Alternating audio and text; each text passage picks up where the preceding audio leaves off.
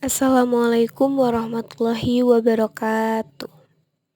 Perkenalkan, nama saya Nismala Bintang Pinasti dengan NPM 2017061031, Prodi Biologi Terapan, Fakultas Matematika dan Ilmu Pengetahuan Alam. Pada video kali ini, materi yang akan dibahas mengenai dinamika demokrasi di Indonesia. Apa itu demokrasi? Istilah demokrasi berasal dari dua asal kata. Pada zaman Yunani kuno yang disebut dengan demokratia, yaitu dari kata demos yang berarti rakyat dan kratos atau kratein yang berarti memerintah. Jadi pemerintahan yang dijalankan oleh rakyat atau pemerintahan rakyat. Demokrasi adalah sistem politik ideal dan ideologi yang berasal dari Barat. Demokrasi ini juga berarti kekuasaan politik atau pemerintahan yang dijalankan oleh rakyat, dari rakyat dan untuk rakyat.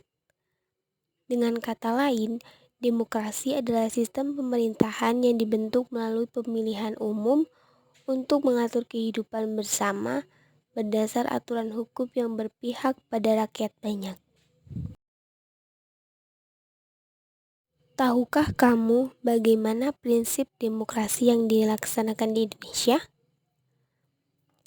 Ahmad Sanusi dalam memberdayakan masyarakat dalam pelaksanaan 10 pilar demokrasi mengemukakan ada 10 pilar demokrasi konstitusional di Indonesia menurut Pancasila dan Undang-Undang 1945, yaitu 1. Demokrasi yang berketuhanan yang Maha Esa.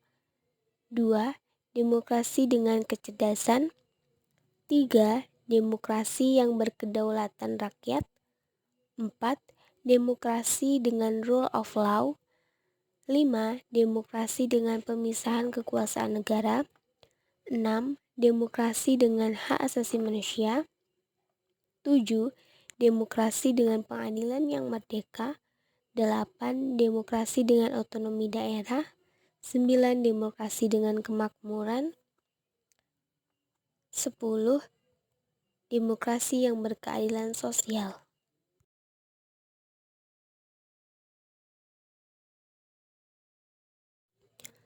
Selanjutnya, macam-macam demokrasi. Demokrasi dibagi menjadi dua, yaitu demokrasi berdasarkan prosesnya dan demokrasi berdasarkan ideologinya. Demokrasi berdasarkan prosesnya dibagi menjadi dua, yaitu demokrasi langsung dan tidak langsung. Demokrasi langsung ini adalah proses demokrasi di mana semua elemen masyarakat ikut dalam permusyawaratan untuk merumuskan dan memutuskan kebijakan undang-undang. Demokrasi ini membutuhkan partisipasi luas warga politik. Demokrasi ini juga menentukan kebijakan secara langsung tanpa perwakilan perantara atau majelis parlemen. Jika pemerintah harus mengesahkan undang-undang atau kebijakan, maka rakyat yang menentukan peraturannya. Itu semua dilakukan untuk menentukan nasib negara mereka sendiri. Yang kedua yaitu demokrasi tidak langsung.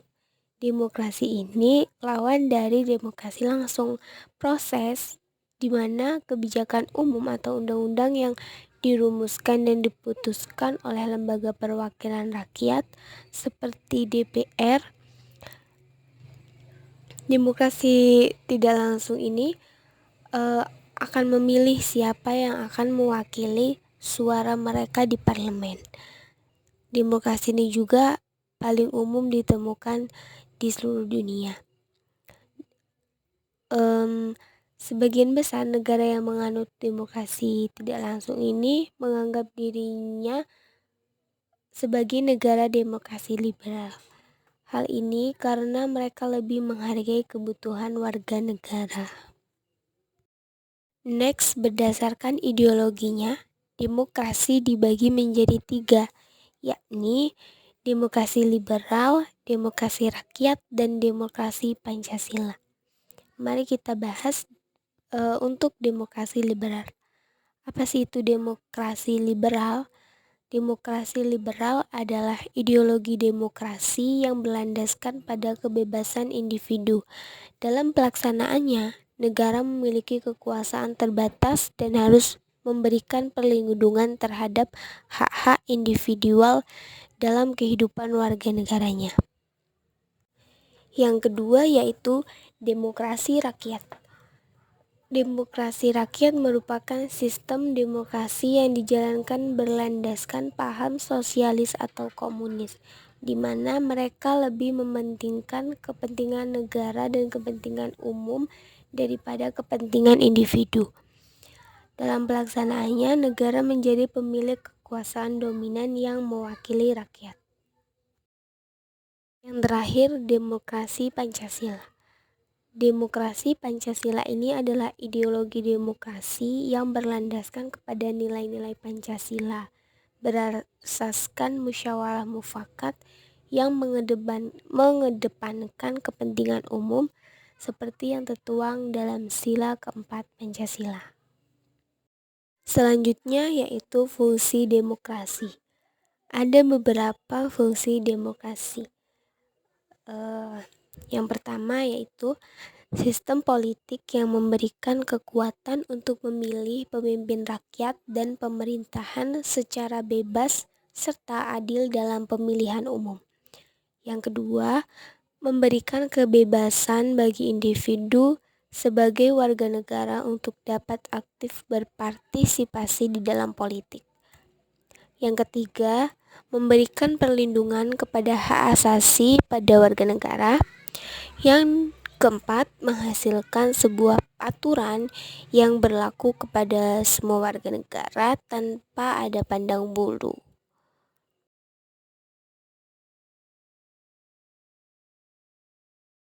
Next, demokrasi di Indonesia. Indonesia menjadi satu di antara negara yang menganut sistem pemerintahan secara demokrasi. Dalam sejarah ketatanan Republik Indonesia, bangsa Indonesia mengalami perubahan sistem demokrasi dari masa ke masa, yaitu yang pertama demokrasi parlementer yang terjadi pada tahun 1945 sampai 1959. Yang kedua ada demokrasi terpimpin yang terjadi pada tahun 1959 sampai 1965. Kemudian yang ketiga ada demokrasi Pancasila pada era Orde Baru yang terjadi pada 1966 sampai 1998. Yang keempat, demokrasi Pancasila pada Orde Reformasi, yaitu yang terjadi pada 1998 sampai saat ini.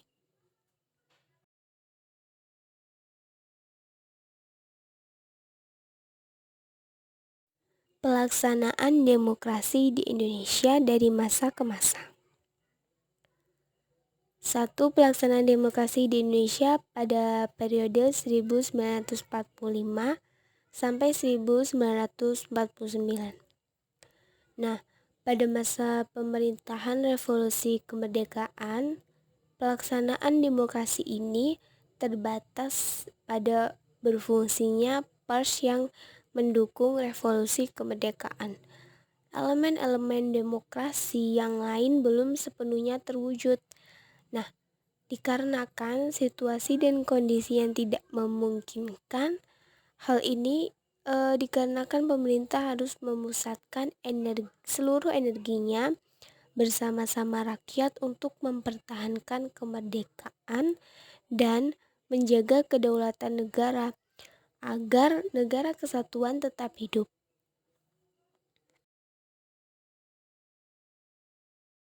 Ada hal-hal mendasar bagi perkembangan demokrasi di Indonesia untuk masa selanjutnya. Yang pertama, pemberian hak-hak politik secara menyeluruh. Kedua, presiden yang secara konstitusional memiliki kemungkinan untuk menjadi seorang diktator. Dibatasi kekuasaannya ketika Komite Nasional Indonesia Pusat dibentuk untuk menggantikan parlemen. Kemudian yang ketiga, dengan maklumat wakil presiden dimungkinkan terbentuknya sejumlah partai politik yang kemudian menjadi peletak dasar bagi sistem kepartaian di Indonesia.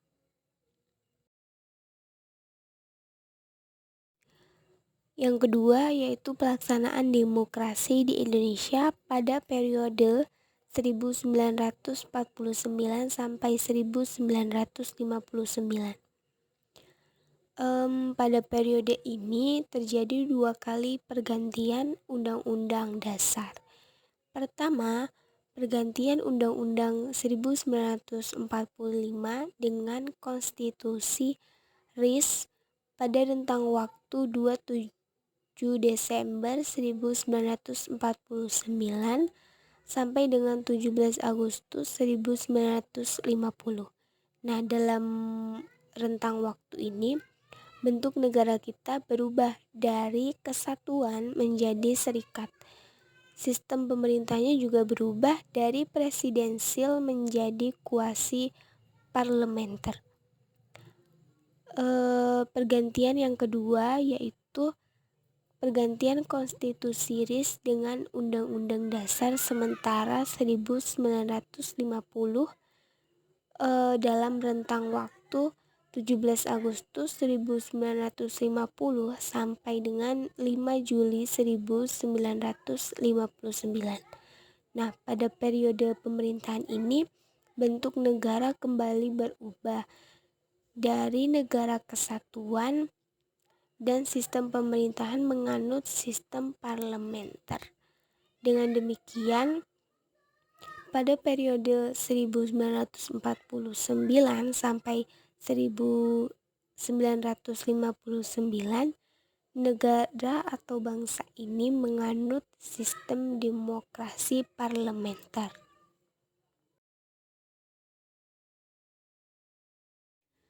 Karakteristik dan peralihan pada demokrasi parlementer. Karakteristik 1. Parlemen memegang kekuasaan politik sangat besar. Kedua, sistem multipartai. Parlemen terdiri dari wakil-wakil partai yang berasal dari beragam aliran atau ideologi. Dan yang ketiga, pengawasan yang ketat dari parlemen menyebabkan akuntabilitas pejabat negara sangat tinggi. Keempat, kabinet pemerintahan koalisi tidak stabil dan kerap berganti. Kelima, pemilu 1955 terlaksana sangat demokratis. Keenam, hal berserikat dan berkumpul terjamin dengan jelas. Kemudian peralihan. Yang pertama, instabilitas politik dan pemberontakan di berbagai daerah. Kedua, pemilihan dilakukan dengan mengakhiri demokrasi parlementer dan menerapkan demokrasi terpimpin. Yang ketiga, terakhir, Dekret Presiden 5 Juli 1959 membubarkan konstituante dan kembali ke Undang-Undang Dasar 1945.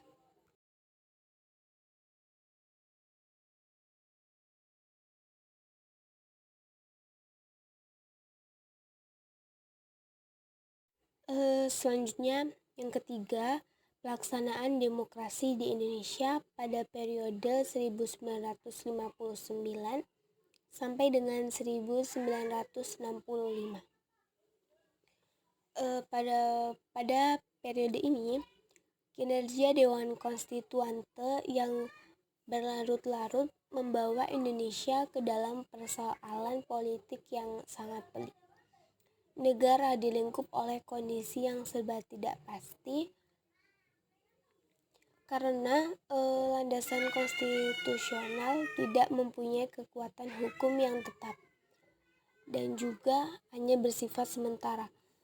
Situasi seperti ini memberi pengaruh yang besar terhadap situasi keamanan nasional karena dapat membahayakan persatuan dan kesatuan nasional. Presiden Soekarno sebagai kepala negara melihat situasi ini sangat berbahaya apabila terus dibiarkan, maka untuk mengeluarkan bangsa ini dari persoalan yang teramat sangat pelik, Presiden Soekarno menerbitkan suatu dekret pada tanggal 5 Juli 1959 yang dikenal dengan Dekret Presiden 5 Juli 1959.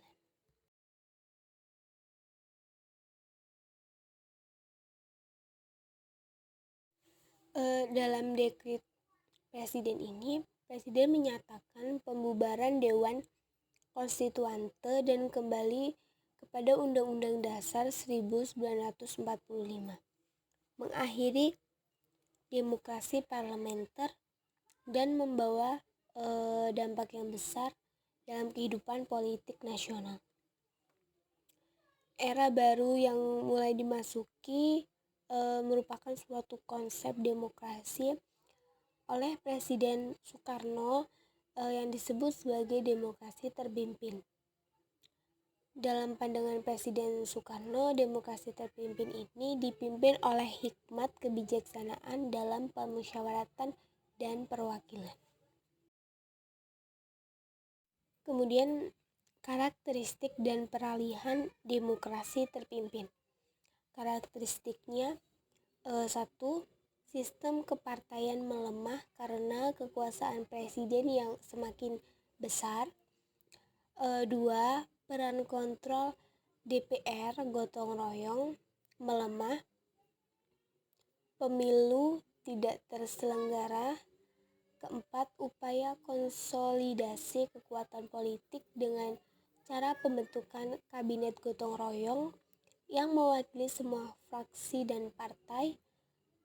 5. Upaya konsolidasi kekuatan politik dengan cara pembentukan Dewan Nasional. 6. Sentralisasi kekuasaan di tangan presiden. 7. Kewenangan daerah terbatas. 8. Kebebasan pers dibatasi, sejumlah media di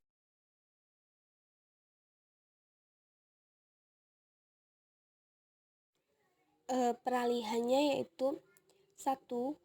Kudeta gagal PKI lewat G30 SPKI pada tahun 1965. Kedua, kepemimpinan yang dijalankan tidak memperbaiki kemelut ekonomi dan sosial. Yang ketiga, terakhir, Soekarno tersingkir dari kekuasaan dan digantikan oleh Pak Soeharto. Yang keempat, pelaksanaan demokrasi di Indonesia pada periode 1965 sampai 1998. Era baru dalam pemerintahan dimulai setelah melalui masa transisi yang singkat. Jenderal Soeharto dipilih menjadi Presiden Republik Indonesia. Era ini kemudian dikenal sebagai Orde Baru dengan konsep demokrasi Pancasila. Visi utamanya pemerintahan Orde Baru ini untuk melaksanakan Pancasila dan Undang-Undang Dasar 1945 secara murni dan konsekuen dalam setiap aspek kehidupan bermasyarakat.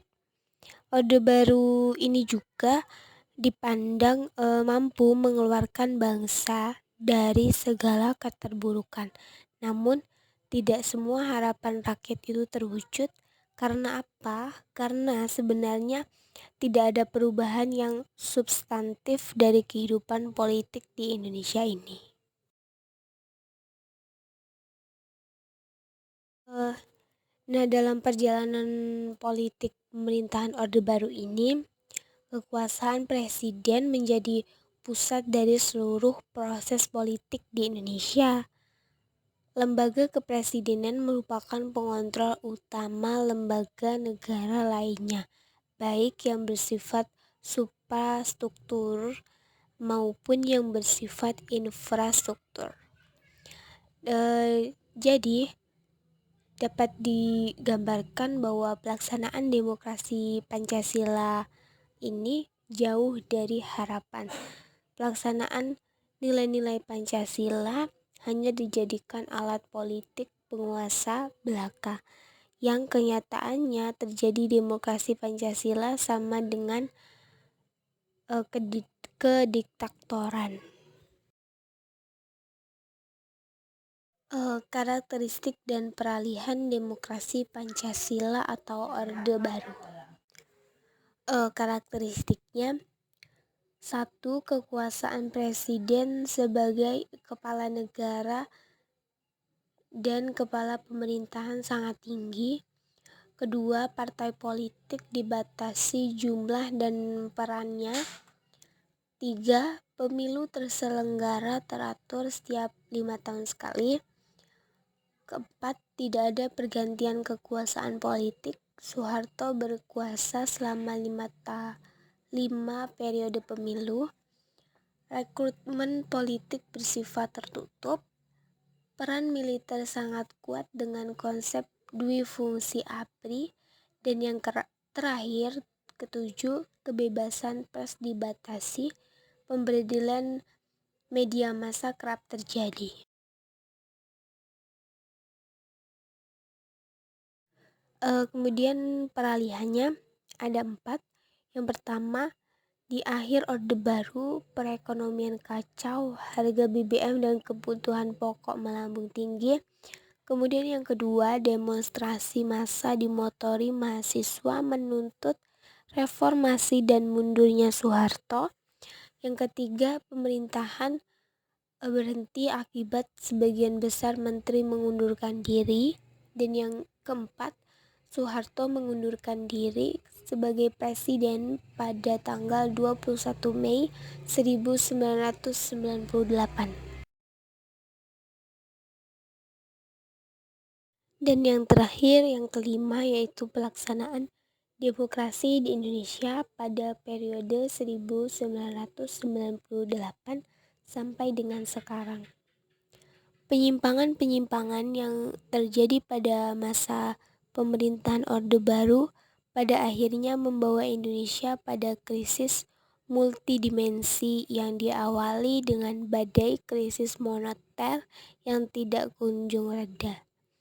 Nah, krisis ini membawa akibat pada krisis politik, sehingga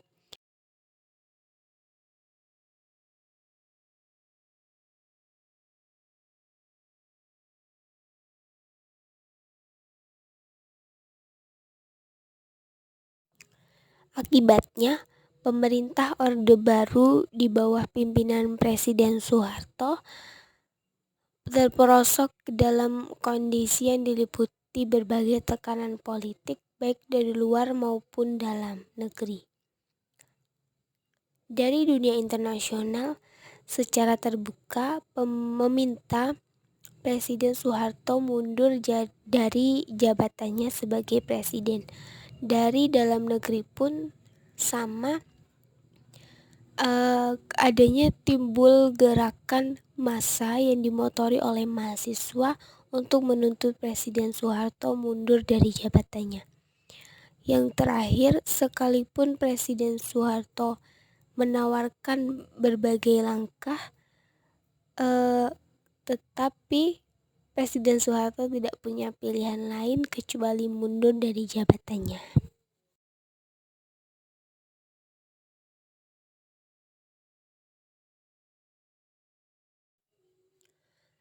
Akhirnya, pada hari Kamis tanggal 21 Mei 1998, Presiden Soeharto menyatakan berhenti sebagai presiden dan dengan menggunakan pasal 8 Undang-Undang Dasar 1945. Sehingga sebagai penggantinya yaitu Wakil Presiden Habibie. Saat itu pula kepemimpinan nasional beralih dari Soeharto ke Habibie. Hal ini merupakan jalan baru demi terbukanya proses demokratisasi di Indonesia. Kendati yang diliputi oleh kontroversi tentang status hukumnya dan pemerintahan Presiden Habibie mampu bertahan selama 1 tahun. Dua hal di atas merupakan fondasi yang kuat bagi pelaksanaan demokrasi di Indonesia pada masa selanjutnya. Demokrasi yang diterapkan negara kita pada era reformasi ini adalah demokrasi Pancasila.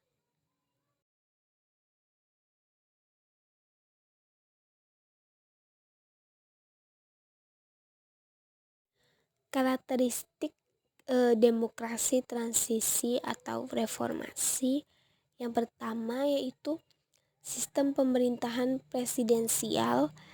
Kedua, parlemen terdiri dari banyak partai, multipartai, sistem pemilihan langsung untuk presiden dan kepala daerah. Yang ketiga, lembaga perwakilan dibagi menjadi DPR dan DPD.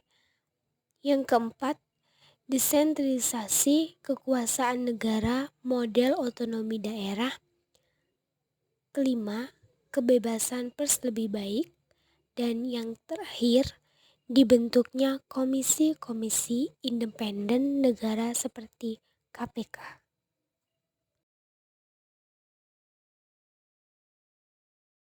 Cukup sekian yang dapat saya sampaikan dalam pembahasan dinamika demokrasi di Indonesia. Kurang lebihnya saya mohon maaf. Sampai jumpa di video selanjutnya. Terima kasih. Wassalamualaikum warahmatullahi wabarakatuh. Bye.